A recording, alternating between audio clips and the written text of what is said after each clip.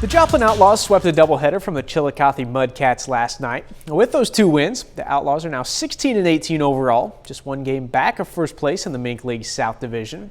And Joplin tries to stay rolling and stay within a game of first, wrapping up their series with the Mudcats tonight. That one is final. Outlaws win at 5-1. Fort Scott product and future Pittsburgh State Gorilla Matt Campbell goes 2 for 3 for the Outlaws with a double, a home run, and a pair of RBIs. The Kansas City Royals have actually been pretty good the last week. They won 3 of their last 4 and 5 of their last 8 games. Now today, they finish up their series with Detroit, aiming to take 3 out of 4 from the Tigers. Emmanuel Rivera with a liner there scores Andrew Benintendi. Game tied at 1. Then Edward Olivares on the ground. A little trouble at second. Hunter Dozier and Rivera both score on that. It is 3-1 Kansas City.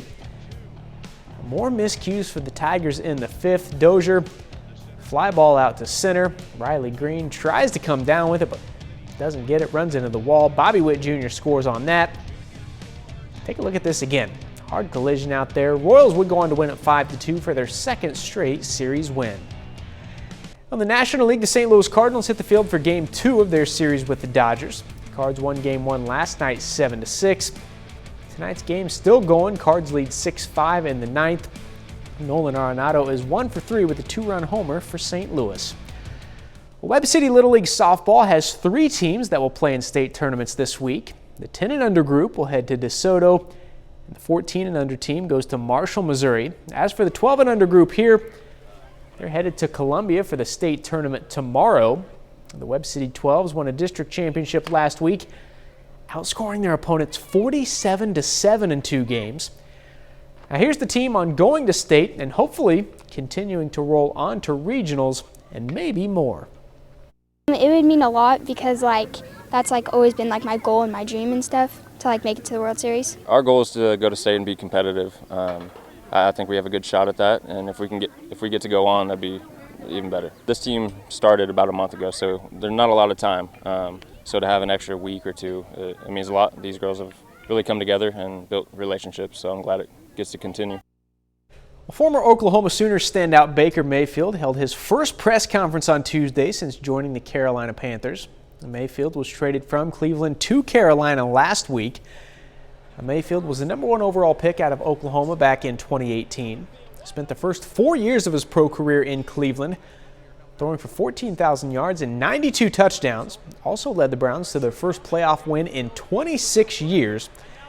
Now here he is on his time with Cleveland and starting a new journey in Carolina.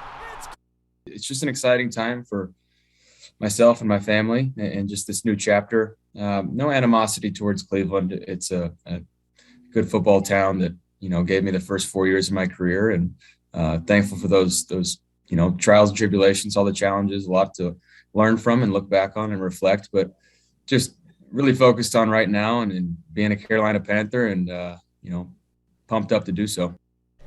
Well, Chanutes Drayton Cleaver is competing at the NHSGA National Invitational this week in Pinehurst, North Carolina. Now, that tournament features the top high school golfers from across the country who have won their respective state championships as a team or individual. Now, here's how he did. Today was the final round of the 54-hole tournament. Cleaver went out and shot a 1/73 today. That moved him up 20 spots in the standings. He finishes tied for 34th in a field of more than 330 competitors. Now, we talked to him after he wrapped things up today. You can check out our full story with Cleaver on the sports page at KOAMnewsnow.com. That's it for sports. We're back after this.